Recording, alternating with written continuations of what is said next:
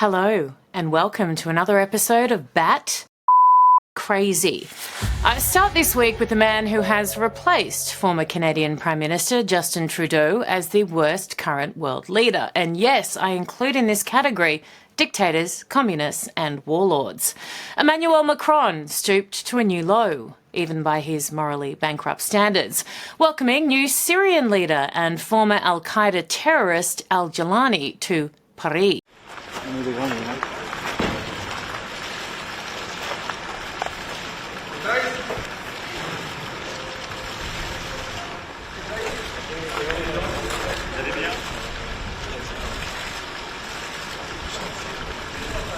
I assume that Osama bin Laden and Saddam Hussein would have been here had they not been otherwise occupied 6 foot under. But back to the Frenchman and his quite bizarre case of selective outrage. You see, that's the issue here. Not so much the hosting, but who he wouldn't host. You see, he promised to arrest Israel's Benjamin Netanyahu if he stepped foot in the country. You know, Bibi, the leader of the victims of October 7 and in the midst currently of fighting terrorists on multiple fronts. But Mr. Al-Qaeda and current killer of Christians, Druids and Alawites in his own backyard, well, that is completely fine. Lay out the welcome mat, the red carpet, whatever else you like. And don't forget the photo op as well. At least the UN's Antonio Guterres had the sense to act kind of coy when he cozied up to Putin. Kind of. Macron was so smug as well. That's what I couldn't understand. The handshake. Mr. President, that hand you grabbed so proudly and firmly, do you have any idea where it's been or what it's done?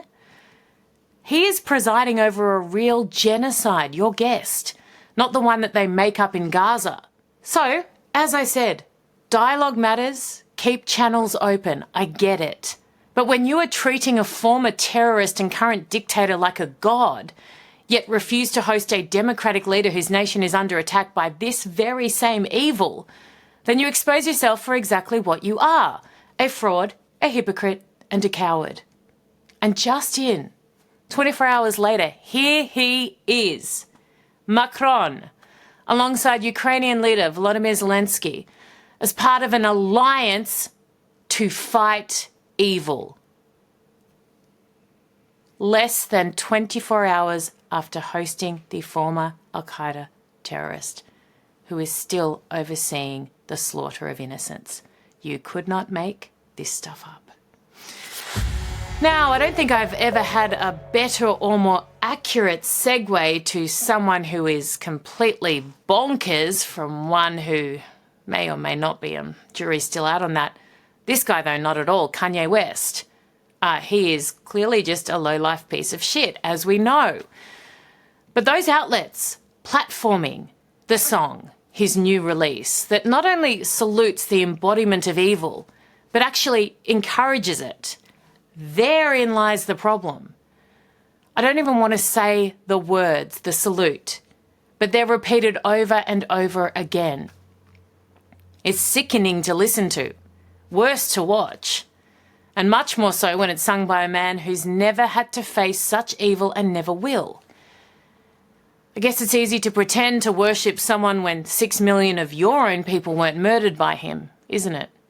It's actually not, but Kanye West has proven time and time again that he is not some boundary-pushing artist who's just misunderstood. He's a racist bigot. The most ridiculous thing of all is his attempts to blame Jews for the fact that he doesn't see his kids. Kanye, knob shiner, you are the least fit father in the history of the world. Look at the way you treat your wife, current, and your ex. I wouldn't let you within a country mile of a pet rock, let alone a living being, a child. Yes, you are crazy, unhinged, full of hate, but those elevating and perpetuating and even defending the dangerous mess you create, again, shame on them. Now, still in the world of music, and whilst Kanye and his Hitler anthem are celebrated, Israel's Eurovision contestant and Nova Music Festival survivor, Yvonne, is risking her life to perform. Everyone cries, don't cry alone. Darkness will fade, all the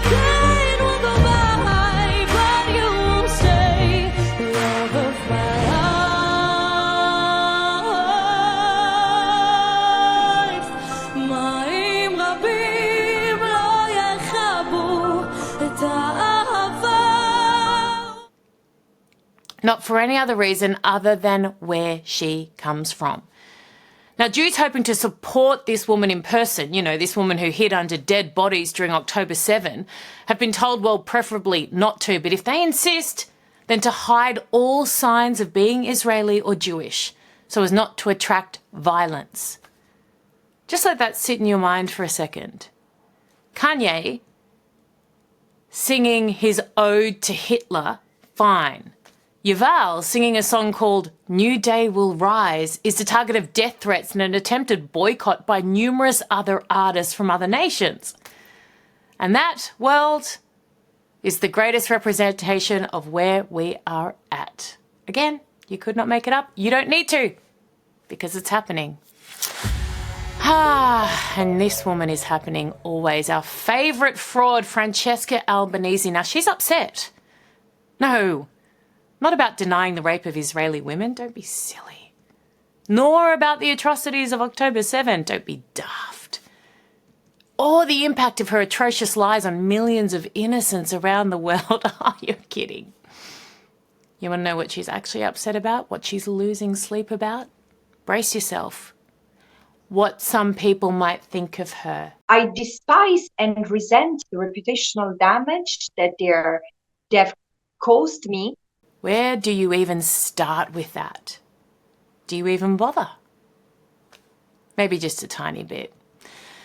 Francesca, one's own reputation is often a direct result of one's own actions.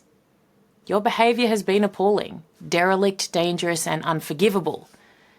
You've only increased and further encouraged the suffering of the very people you purport to care about and stand for, with your denial, your hate and your hollow rhetoric. Anyone thinking ill of you is all your own doing. Take credit. Some of us just might have helped point it out a little bit. In fact, I'm somewhat encouraged by this revelation that people are starting to cotton on. Clearly, if you're noticing, then other people must be. And shout out to Hillel from UN Watch for doing so much of the heavy lifting here. And to those in the media too, some of them. A few moments of moral clarity, well, even if it wasn't, it helped to expose her lack thereof. Are you an anti-Semite?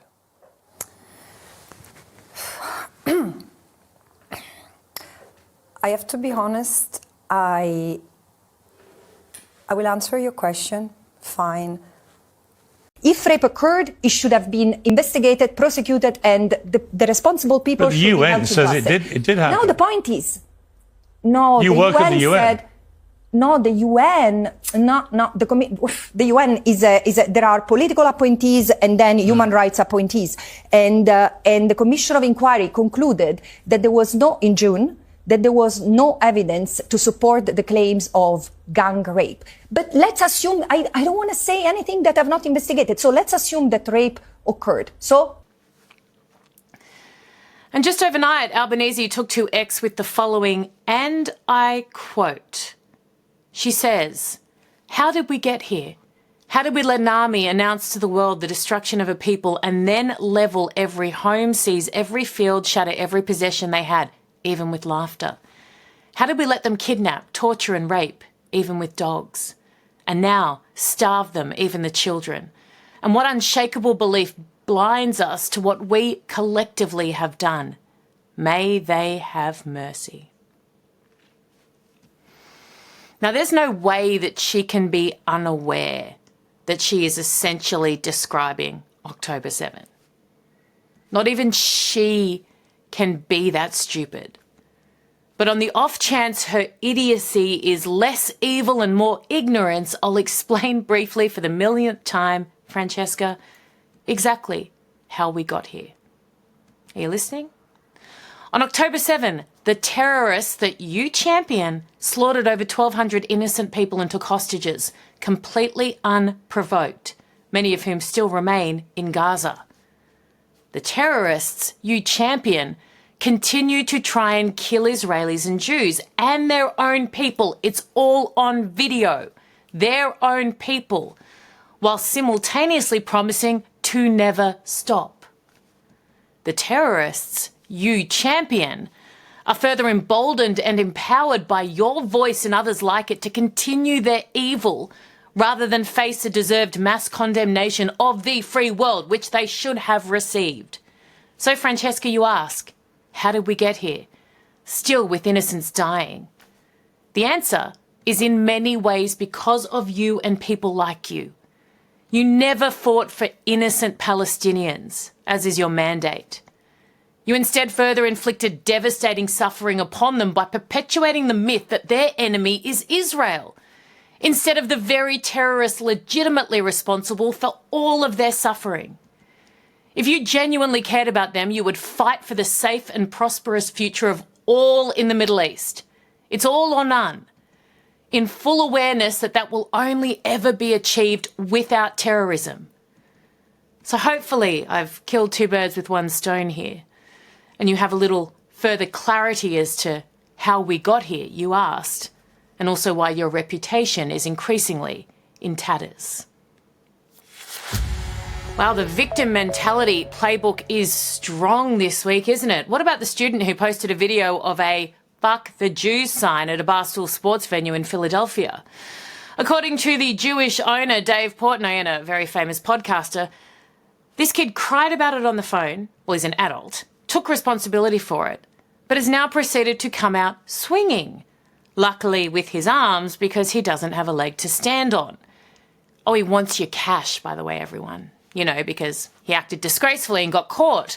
And he's now learning that sometimes, and not often enough, but sometimes, there are consequences for actions. He's spruiking a GoFundMe page. And of course, going on every dodgy show he can, where the only common ground they have is a healthy hate of Jews. Whatever the fuck we want to say, wherever the fuck we want to say it. This is our country, Jew. This is our world. And we're taking it back from you parasites. And we can no longer play their little games. And that's why here on this network, we agree. Fuck the Jews. And we can get this on the screen for you right now. It is givesendgo.com/Mokan, Khan. Help defend me against Dave Portnoy attacks.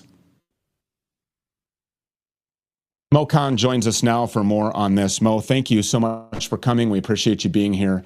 We know that it's been quite some last couple of days for you. No, I appreciate it a lot. It's been really hectic, but I'm keeping up and holding my ground as far as I can. The fact that they make you go to Auschwitz is so humiliating. I'm so glad you said, fuck you, I'm not going to Auschwitz. Whether you use those words or not. The fact that he thinks he has a right to send you to Auschwitz. Why don't we fucking send him to Gaza?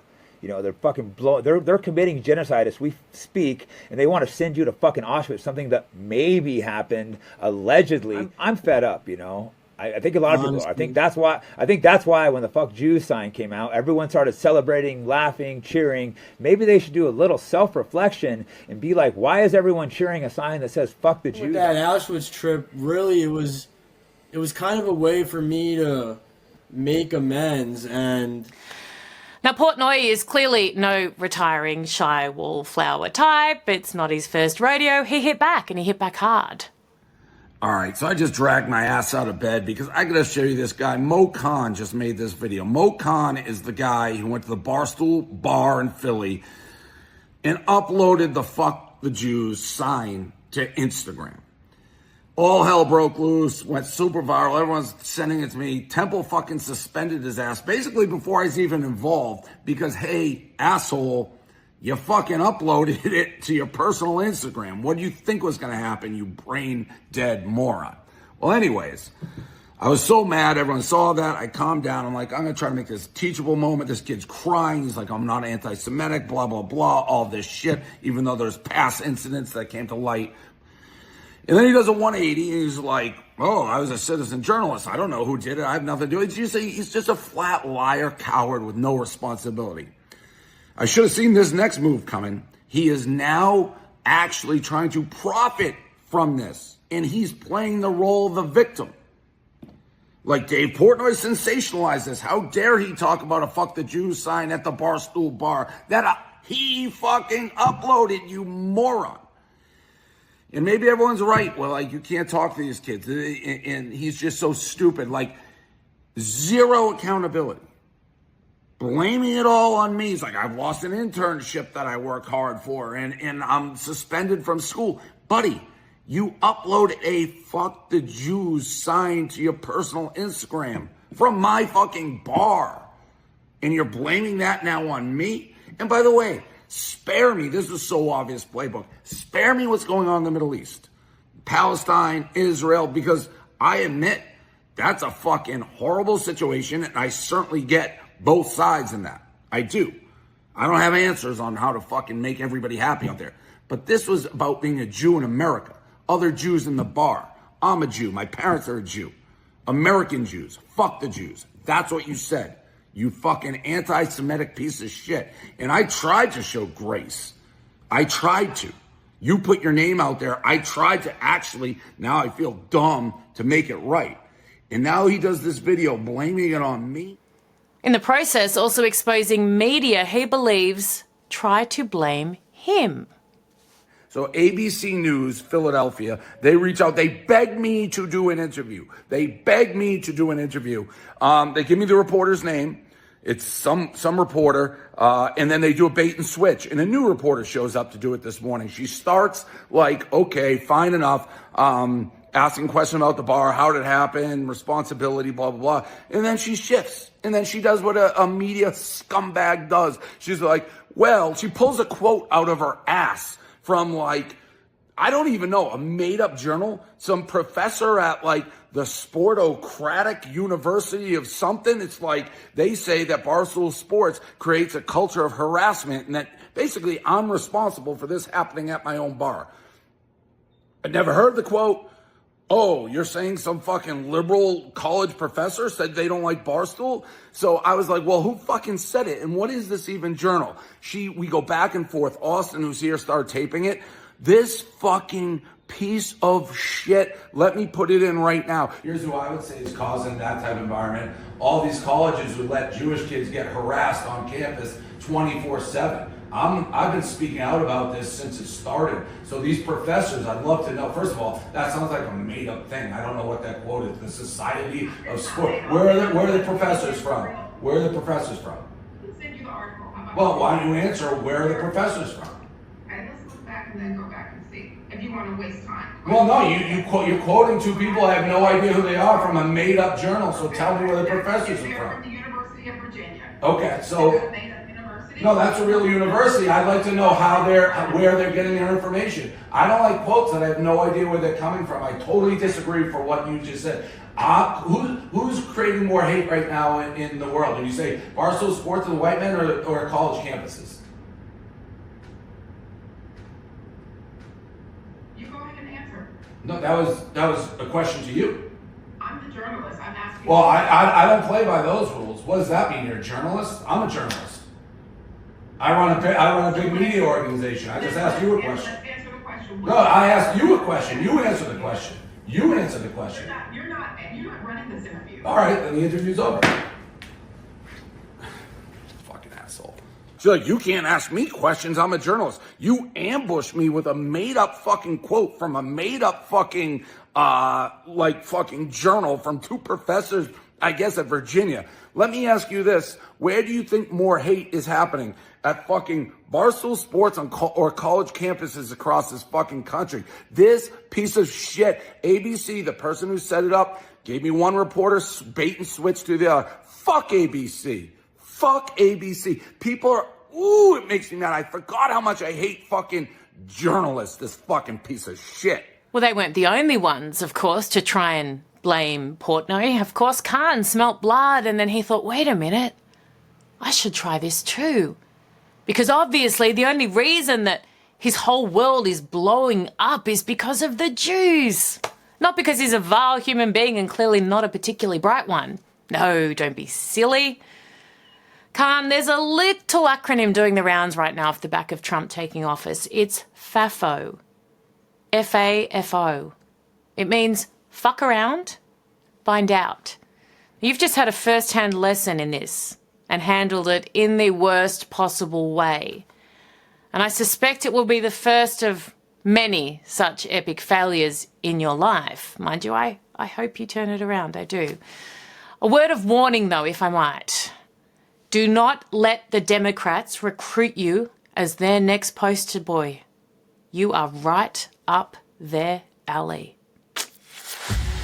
Speaking of the Dems, a bunch of them decided it was a good idea to assault staff and attempt to break into an ICE detention facility. Democratic Rep. LaMonica McIver on body cam vision verbally and physically assaulting guards.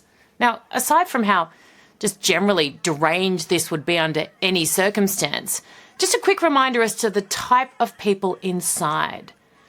The detainees, the Democrats are physically trying to break into free, one would assume. I mean, it wouldn't just be a PR stunt, would it? They aren't who you'd describe as victims of the system or innocents wrongfully held. The men behind these gates are, alleged, I have to say that, murderers, rapists and pedophiles. Again, the Democrats will pose absolutely no threat to the Republicans whilst they continue with this garbage. And all Americans lose if that's the case, and the rest of us around the world. A strong America is good for everyone. A healthy democracy requires strength in opposition, and right now, the Democrats are not only a laughingstock, but a very, very dangerous one.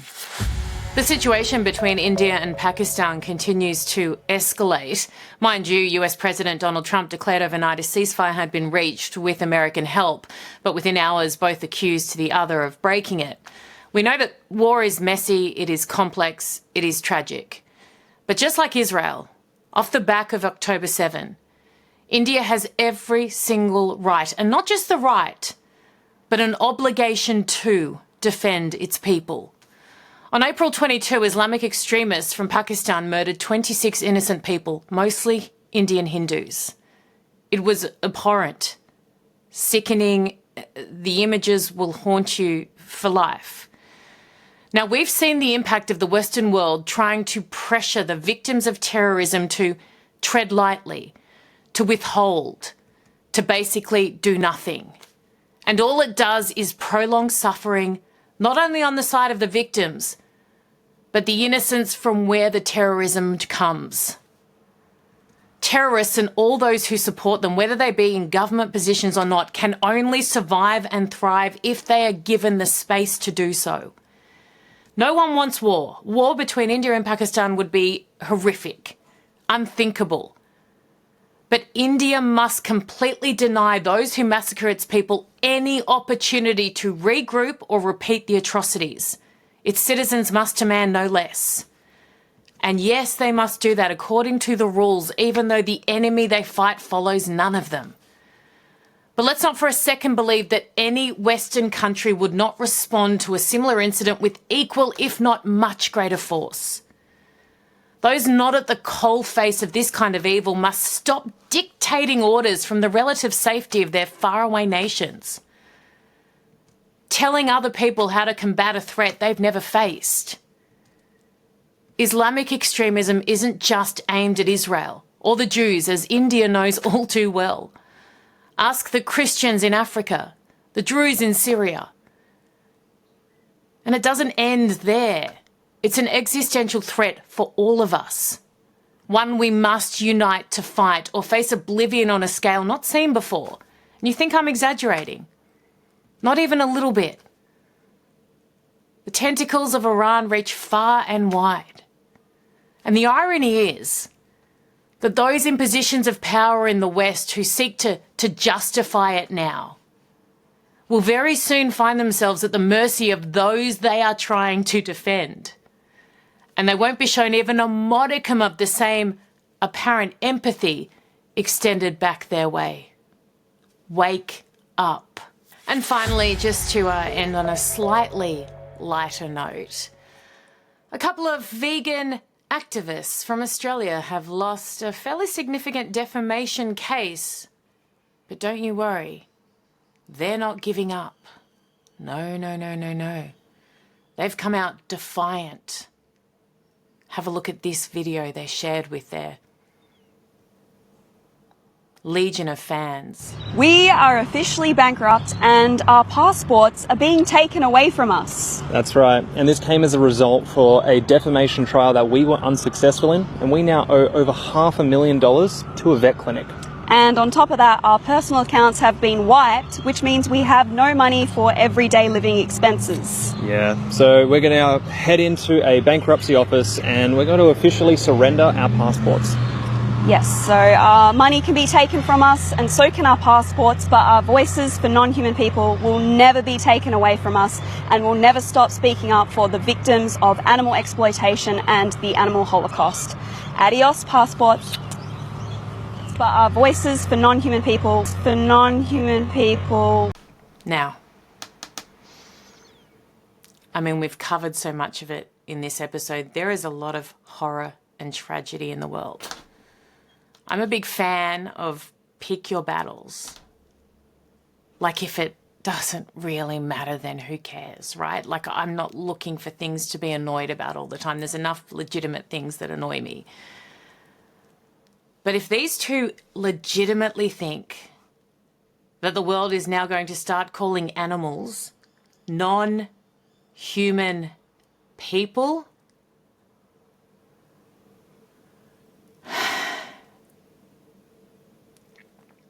then they've got another thing coming. I can't. Honestly, I can't. I can't. Again, I know there's bigger problems in the world, but there is no way in hell I am going to start calling animals non-human people.